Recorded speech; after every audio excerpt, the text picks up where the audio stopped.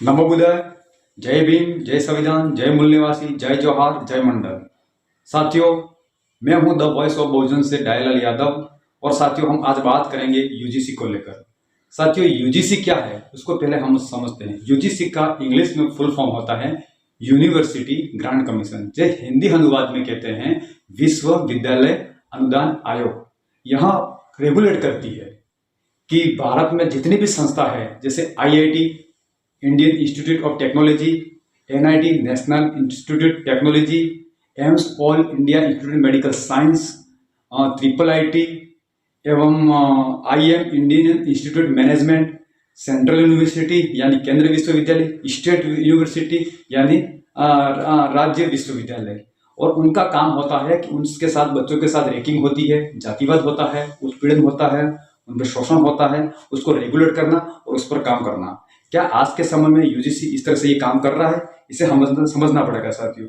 आज मैं जो आपके सामने तर्क रखना चाहता हूँ, मेरी खुद आवाज़ कांप रही है जो मैं नहीं कह पा रहा हूँ, क्योंकि हम बात करेंगे उन मासूम सपनों की जो हमारे देश की उच्च शिक्षा के मंदिरों में घुसले जा रहे हैं। दलित, आदिवासी और पिछड़े वर्ग के जो गांव की मिट्टी से निकलकर IIT, NIT, triple IT, AIIMS और केंद्रीय विश्वविद्यालय में पहुंचते हैं।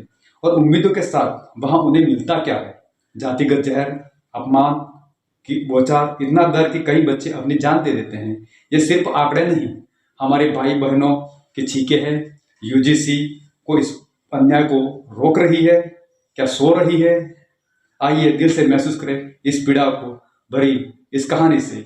जैसे कि हर बच्चा गांव से निकलकर एक सपना देखता है कि मैं बड़ी यूनिवर्सिटी में टॉप करके आऊँगा, मेरा अच्छा पैकेज लगेगा, तब जाएगा। लेकिन साथियों, उसके लिए हमें थोड़ा पीछे जाएंगे, देखना पड़ेगा कि हमारे लोगों को 3000 साल से शिक्षा से वंचित रखा गया है और उन्हें आने नहीं दिया गया। ये कहीं मिशन आगे जाके अंग्रेजों के द्वारा शुरू हुआ, जो दलित, आदिवासी, पिछड़ों के बच्चों को पढ़ना मिला। ज्योतिबा फुले जैसे लोगों ने आंदोलन चला के उसे मजबूत किया और बाबा साहब अम्बेडकर जी ने संविधान के दायरे में रहकर संविधान में अधिकार दिए ताकि हमारे बच्चे जाके पढ़ सके। लेकिन आज हो क्या रहा है? आज जब 10वीं के बाद एक बच्चा पढ़ता है तो मुझे एक चिंता रहती है कि मैं कौन से सब्जेक्ट लूँ, आर्ट्स लूँ या कॉमर्स लूँ या साइंस लूँ। अगर बच्चा कहीं मैथ लेता है तो वो इंजीनियरिंग में जाता है, अगर बायो लेता है, जूलॉजी ले जाता है, वो मेडिकल लाइन में जाता है। कोई आर्ट्स लेता है जो गवर्नमेंट फील्ड में जाके कई अफसर बनने की प्लानिंग में रहता है, और कोई कॉमर्स लेता है जो बैंकिंग सेक्टर में जाता है। और आज साथियों हम बात करेंगे आईआईटी, एनआईटी, ट्रिपल आईटी और एम्स की। जैसे कि आज देश भर में हमारे बच्चों के साथ अधिकतर से अधिक शोषण होता है जातिवाद के चलते। जैसे हमारा बच्चा 10वीं के बाद सब्जेक्ट लेता है और वो सब्जेक्ट क्वालिफाई करता है, उसके बाद 12वीं में जाता है, 12वीं के सामने उसके रास्ते खुलते हैं, 12वीं किसी भी तरह से वो बच्चा पास हो जाता है। लेकिन आगे एक बच्चा गांव में पढ़ने वाला है, जो सरकारी स्कूल में पढ़ने वाला है, उसके पास न ढंग के कपड़े हैं, न घर पे खाने की व्यवस्था है, रात दिन मेहनत पढ़ के कम से कम 70 से 90 नंबर लाता है, तो वो काबिल बन जाता है किसी भी मेडिकल इंस्टीट्यूट या इंजीनियरिंग में एडमिशन लेने के लिए। लेकिन प्रणब मुखर्जी, कपिल सिब्बल, कांग्रेस के जो दिग्गज नेता रहे थे और सुप्रीम कोर्ट के अधिवक्ता, उन लोगों ने JEE Main, JEE advance, NEET जैसे एग्जाम लाए और ताकि इन बच्चों को वंचित करें। फिर भी हमारे लोगों ने मेहनत करके रात दिन पढ़ के वो एग्जाम पे निकल गए। तो हमारे बच्चों को खाली एक एंट्रेंस टेस्ट देने के लिए खाली कॉलेज में जाने का एडमिशन मिलता है, वहां पर कोई उसका सिलेक्शन नहीं हो जाता है, खाली उस एडमिशन की सीट मिलती है। अब वहां जाके जैसे कि एक इंजीनियरिंग कर रहा है, उस बच्चे के 4 सेमेस्टर होते हैं, जैसे बैचलर डिग्री, मास्टर डिग्री और पीएचडी डिग्री। जैसे बैचलर कर रहा है तो बैचलर में 8 सेमेस्टर होते हैं और 8 सेमेस्टर में पर सेमेस्टर में ग्रेड लाने पड़ते हैं 8 से 10। अगर वहां पर कोई रिजर्वेशन की, वहां कोई आरक्षण नहीं है। उसके बाद जो 4 साल के बाद जो प्लेसमेंट लगता है उसके स्किल पे लगता है, वहां आरक्षण नहीं है। आरक्षण तो एक ऐसा मौका है जो बच्चे को कॉलेज में लिया जाता है, लेकिन हमारे लोगों को जातिगत उत्पीड़न और शोषण किया जाता है। और हमारे बच्चे घर की तरफ, माँ बाप सपने देखते कि मेरा बच्चा नौकरी पे लग जाएगा, जॉब कार्य पे लग जाएगा तो हमारे खुशहाली के दिन आएगा। बच्चा सोचता है कि मेरे माँ बाप मेरे सपने देकर खड़े हैं, मेरे घर में घर नहीं है, छत नहीं है, मेरी बहनें हैं, मेरे भाई हैं, उनकी शादियां करवानी, मैं अपने घर को गरीबी से बाहर नहीं करूंगा। लेकिन साथियों आज ऐसा नहीं हो रहा है, बिल्कुल गलत हो रहा है। जैसे कि मैं कहीं उड़ता बैठता हूँ तो मेरे समाज, बहुजन समाज और दलित नेता भी है और कार्यकर्ता है, वो काम तो अच्छा कर रहे हैं, लेकिन कहीं न कहीं वहाँ रैलियों तक ही सीमित है, वो अपने बच्चे तक शिक्षा तक लाने में बहुत असमर्थ है। तो साथियों हम देखना चाहते हैं कि हमारे साथ क्या हुआ। जैसे मैं आपको कुछ आंकड़े आपके सामने मैं प्रस्तुत करना चाहता हूँ कि विश्वविद्यालय में हमारे बच्चों के साथ कैसा शोषण किया जाए। आपने सुना अगर रोहित वेमुला 2016 हैदराबाद यूनिवर्सिटी। जाति उत्पीड़न के कारण उसे परेशान किया गया, असमानता और छात्रवृत्ति रोक दी, उस बच्चे को कॉलेज से बाहर कर दिया। 4-5 बच्चों को वो बाहर टेंट और तंबू खींच के रहने लगे और उनका खाली यही गुना था कि वो जय भीम कहते थे और समानता रखते थे। वो SAA अम्बेडकर स्टूडेंट एसोसिएशन के सदस्य थे और उन्होंने बहुत संघर्ष किया, लेकिन आखिर में जाकर उन्हें सुसाइड करना पड़ा क्योंकि वहाँ पर वो समानता नहीं मिली। और रोहित वेमुला जी ने अपने एक नोट में लिखा, मेरी जन्म मेरी घातक दुर्घटना है, मैं हमेशा लेखक बनना चाहता था लेकिन मेरी मौत के बाद एक दलित के रूप में कम कर दिया। ये रोहित वेमुला की 2016 की घटना है। अब साथियों दूसरी चीज़ पे हम आते हैं, दूसरे मुद्दे पर आते हैं। पायल तड़ी आदिवासी समुदाय से थी, TNMC Topiwala national medical college Mumbai से BYR नायर हॉस्पिटल के अंदर पोस्ट ग्रेजुएशन कर रही थी और गायनोकोलॉजी में MD कर रही थी। 3 सीनियर डॉक्टर ने कहा, तुम आरक्षण के बलबूते पर आए हो, तुम्हारे जंगल में रहना काम है, तुम्हारा हमारे लोगों का नीच काम करने का है, तुम्हें डॉक्टर बन के क्या करना है। आए दिन परेशान और प्रताड़ित किया गया। जो 3 सीनियर जाति डॉक्टर थे उन्हें जाति के आधार पर टारगेट किया, तुम रिजर्व सीट से आई हो, तुम आरक्षित सीट से आई हो, तुम्हारे में मेरिट नहीं है। रात दिन हमारे बच्चे को इस तरह से परेशान किया। फिर हमारी उस बच्ची ने आत्महत्या कर ली। वो कोई नहीं थे, तीनों जातिवादी थे, उसमें न तो कोई मुस्लिम था, न सिख था, न ईसाई था, न पारसी था, न बौद्ध था। वो वही हिंदू स्वर्ण ठेकेदार के बच्चे थे जो उन्होंने परेशान किया और वो खुद शिक्षक भी थे। उन्होंने उस बच्चों की जान ले ली। ये आदिवासी समुदाय की पायल तड़वी थी और वो एक डॉक्टरेट की डिग्री ले रही थी, लेकिन जातिवादियों को पसंद नहीं आया और राज भी नहीं आया। और हम आगे देखते हैं कि IIT के अंदर 2023 में दर्शन सोलंकी IIT बॉम्बे से JEE एडवांस की अच्छी रैंक लाकर हासिल की और वहाँ केमिकल इंजीनियरिंग में दाखिला लिया। अब वहाँ भी जातिगत उत्पीड़न के चलते 6 माल से कूद कर जान दे दी। पिताजी आज भी न्याय की गुहार लगा रहे, जबकि उस बच्चे ने 10th भी पास किया, 12th भी पास किया और नीट में JEE मेन पास किया और JEE मेन के पास में एडवांस क्वालिफाई करके वहाँ गया और केमिकल इंजीनियरिंग में एडमिशन लिया। बस उसकी हत्या उसकी जाति की वजह से हुई। भारत एक जाति प्रधान देश है, यहाँ जाति होकर सब नाम लिया जाता है। और उसके आगे चलते हम, एक जयसिंह मीणा जो है राजस्थान अजमेर से 2025 IIT कानपुर में बायोलॉजिकल इंजीनियरिंग कर रहे थे, बीटेक में। वो अंतिम वर्ष के छात्र थे, उनके भी साथ रैगिंग हुई, उनके भी जाति उत्पीड़न हुई, उनके साथ भी हिंसा हुई।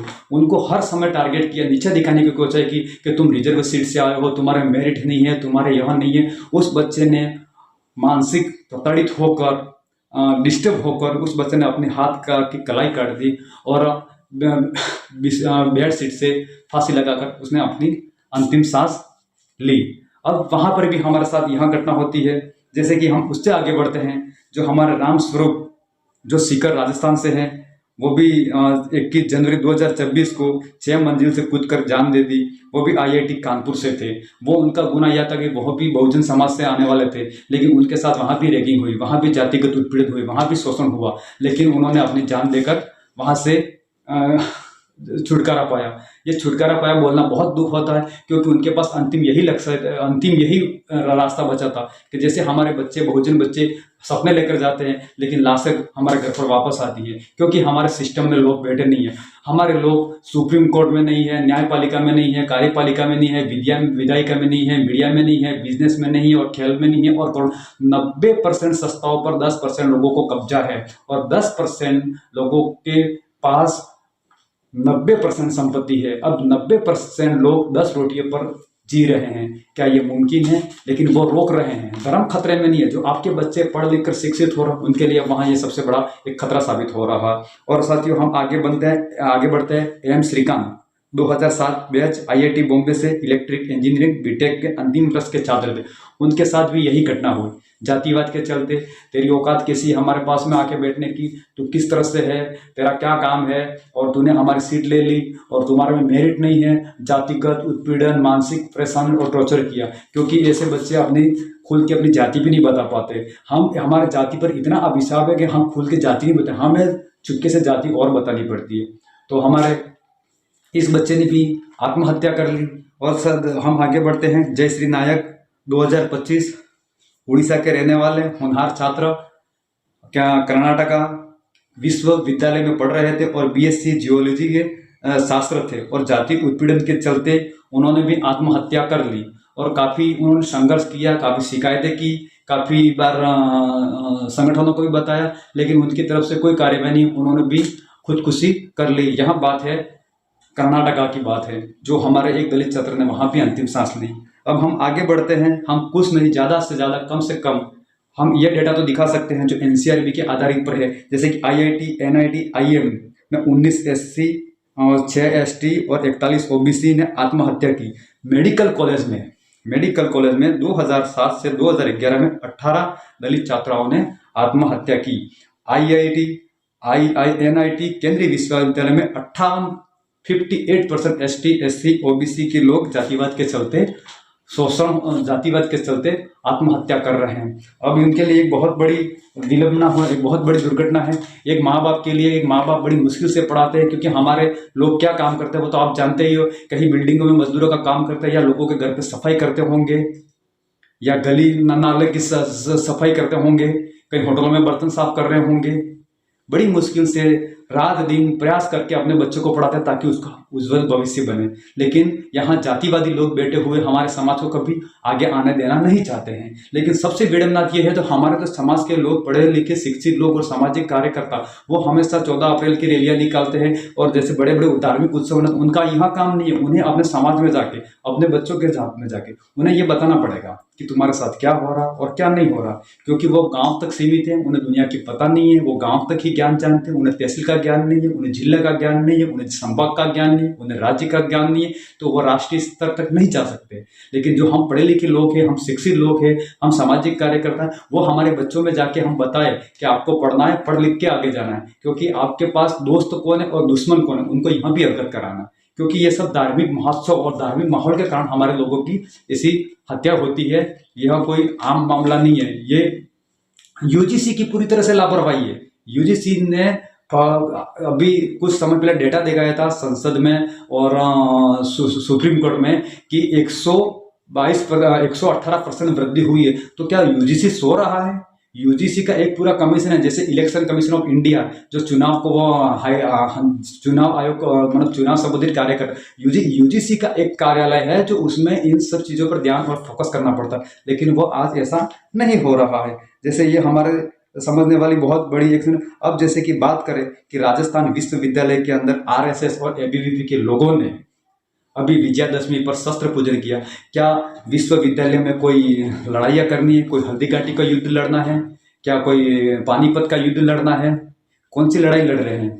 कौन सी गलवान की लड़ाई लड़ना है? क्या वो बॉर्डर है? कोई पाकिस्तान और इंडिया की सीमा है? क्या चीन और भारत का युद्ध चल रहा है वहाँ पर ये करवाने की? क्योंकि हर इंस्टीट्यूट के अंदर संवैधानिक इंस्टीट्यूट है, संवैधानिक इंस्टीट्यूट के अंदर एसटी, एससी, ओबीसी, स्वर्ण एवं मुस्लिम, सिख, ईसाई, जैन, पारसी, बौद्ध सभी समाज के लोग रहते हैं। उन्होंने तो वहाँ संवैधानिक पढ़ाना चाहिए। वहाँ पर हमें नेहरू, गांधी, भगत सिंह उनके बारे में पढ़ाना चाहिए। वहाँ पर तो वैज्ञानिक निकलते हैं, वहाँ से प्रोफेसर निकलते हैं, वहाँ के देश के इकोनॉमिक है, देश के पॉलिटिशियन निकलते हैं। क्या वहाँ पर धार्मिक माहौल करना अच्छा है? जैसे कि अगर कोई मुस्लिम कहाँ वहाँ रोजे कर ले तो वहाँ जाके, अगर कोई दलित है वह कहीं रविदास जयंती मना ले, कोई आदिवासी वो बिरसा मुंडा जयंती मना ले, अगर कहीं ओबीसी है पेरियार और लाली सिंह के वहाँ अपना ले, कोई क्रिश्चियन है तो उसका धर्म अपना। क्या सबको ऐसा एक धर्म को ऐसी स्वीकृति क्यों दी जा रही है? और धर्म के चलते माहौल बिगड़ रहे हैं, जिसमें राजस्थान के एनएसयूआई के प्रदेश अध्यक्ष विनोद जाखड़ जी ने उसका विरोध किया तो सामने से सरकार ने उन्हें जेल में डाल दिया। 17 दिन वो जेल काट कर आए। उन्होंने यही गुनाह किया था कि यहाँ आरएसएस की पाठशाला बंद होनी चाहिए, यहाँ पर सिर्फ और सिर्फ पढ़ाई तक ही सीमित रहनी चाहिए। क्या ये धार्मिक माहौल बनाकर हमारे लोगों की हत्या नहीं हो रही है? या हमारे समाज को कमजोर नहीं किया है? हम किसी धर्म के खिलाफ नहीं है, मैं भी मानता हूँ देवी देवताओं को मानना यह अपनी स्वतंत्रता है, हम मान सकते हैं। लेकिन क्या विश्वविद्यालय में ऐसा करना चाहिए?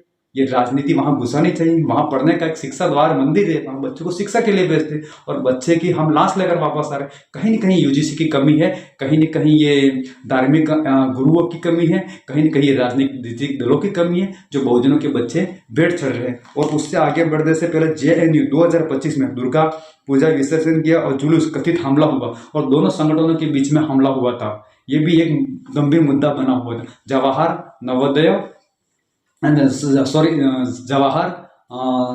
जवाहर नेहरू यूनिवर्सिटी जेएनयू में इतना बड़ा हंगामा हुआ था। ये भी इस मामले को अंतिम रूप में संज्ञान नहीं ले। जैसे कि हैदराबाद विश्वविद्यालय के अंदर राम मंदिर कोई बनाया गया है, उस पर भी दो संगठनों में झगड़ा हुआ था, वो भी एक लंबा विवाद चला था। हम किसी धर्म के खिलाफ नहीं है, धर्म सब अपने निजी आस्था है, एक जीवन जीने की कला है, वो सबको करनी चाहिए और रहनी चाहिए। लेकिन हम किसी धर्म के बहाने ये लोगों की हत्या करना या एक दूसरे की नफरत फैलाना, यह सरासर गलत है। जब बच्चे की पढ़ना उम्र होती है, जैसे कि एक बच्चा बैचलर की डिग्री लेता है तो 4 साल होती है, मास्टर की करता है तो 2-3 साल होते हैं, और पीएचडी की, तब जाके उसका भविष्य बनता। क्या इन राजनीति के चलते हमारे बच्चों की ऐसा होना चाहिए?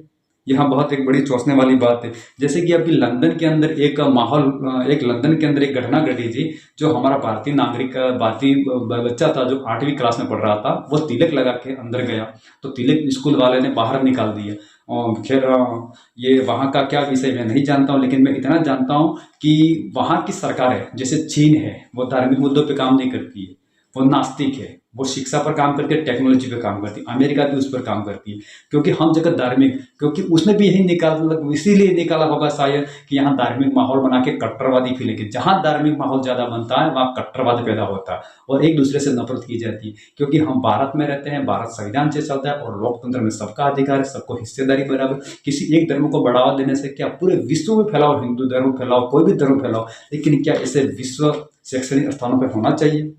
क्योंकि आज से सबसे पहले अगर हमारे समाज में जितनी भी ये हत्या वगैरह जो भी हो रही है, उसके जिम्मेदार कोई नहीं है, वो हमारे दलित, आदिवासी, पिछड़े समाज के नेता हैं, जो हमारे यहाँ से चुने जाते हैं और उन पार्टियों के दामन में जाके बैठ जाते हैं, और वो हमारे समाज के मुद्दे कभी नहीं उठाते। ये सबसे बड़ी विडंबना है, बड़े दुख के साथ कहना पड़ता। हमारे बच्चे बड़ी मुश्किल से, अब 2000 साल के बाद हमारी पीढ़ियां आगे पढ़ने लगी है, तो इस कानून, अभी जो नया कानून बना है यूजीसी, इस पर सवर्ण लोगों को बहुत दिक्कत हो रही है। वो बहुत कह रहे हैं कि हमारे बच्चों के साथ वो होगा, हमारे बच्चे के साथ झूठे मुकदमे लगाएंगे, हमारे बच्चे के साथ वो हो जाएगा। ऐसा कुछ भी नहीं है। हमारे बच्चों के साथ जो हुआ है, आपके किसी भी संगठन या किसी भी राजनीति के दल के लोगों ने हमारे मुद्दे नहीं उठाए। क्यों नहीं उठाए?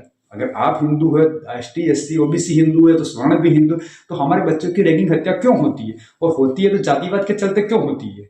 असमानता के कारण क्यों होती है? बराबरी में अगर वहां कोई मुस्लिम तो कर नहीं रहा है, ये सबसे बड़ी विडंबना। लेकिन मैं फिर एक बार से कहना चाहता हूँ कि हमारे बच्चे, अगर जहाँ कहीं भी आपके बच्चे पढ़ रहे हो, किसी भी इंस्टीट्यूट में पढ़ रहे हो, स्टेट में पढ़ रहे हो या नेशनल यूनिवर्सिटी में पढ़ रहे हो, IIT, NIT, IIIT, AIIMS, IIMs कहीं पढ़ रहे, अपने बच्चे की निगरानी रखे, अपने बच्चों के साथ में रहे और सबसे बेहतर समय निकालकर बच्चों के पास बैठना, उठना और हमेशा उसको ध्यान देना, उसकी गतिविधियों को बताना कि बेटा तू किसके साथ बैठ रहा है, किससे बैठ रहा है, किससे बात हो रही है, किससे बात नहीं हो रही। हमेशा एक माँ बाप को ये ध्यान रखना चाहिए और बच्चों को फॉलो रहना चाहिए। क्योंकि अब हमारे बच्चे पढ़ के आगे जाने लगे तो धर्म खतरे में आ रहा है, क्योंकि दलित, आदिवासी, पिछड़े के बच्चे पढ़ने जा रहे हैं। क्योंकि आज 10,000 की नौकरी कराने के लिए हमें परेशान कर रहे हैं, क्योंकि लाख रुपए की नौकरी करेगा तो ये हमारे सामने आंख से आंख मिला के बात करेगा। तो ये आपको पूरे रोकने की कोशिश हो रही है और आप जागिए और लोगों को बताइए।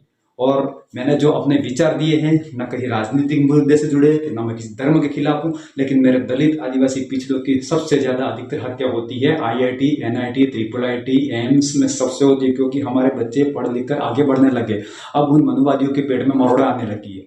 तो मैं अपने मूल निवासी बहुजनों भाइयों से कहना चाहता हूं कि हमें राजनीतिक और धार्मिक उत्सवों से दूर रहकर हमें बच्चों को पढ़ाना लिखाना, क्योंकि हमें 3000 साल से शिक्षा से वंचित किया गया। तो यहाँ आपकी और हमारी जिम्मेदारी है, हम समाज को आगे बढ़ाएं और अच्छा एक विकल्प दें। मेरा जो ये, जब तक हम लड़ाई न लड़ पाएंगे, हम सब एक नहीं होंगे, सब हम मिलकर आवाज़ नहीं उठेंगे, तब ये आवाज़ नहीं उठेगी। क्योंकि हम सबका काम ये है। अगर मेरा जो ये वीडियो अच्छा लगा हो तो आप शेयर कीजिएगा और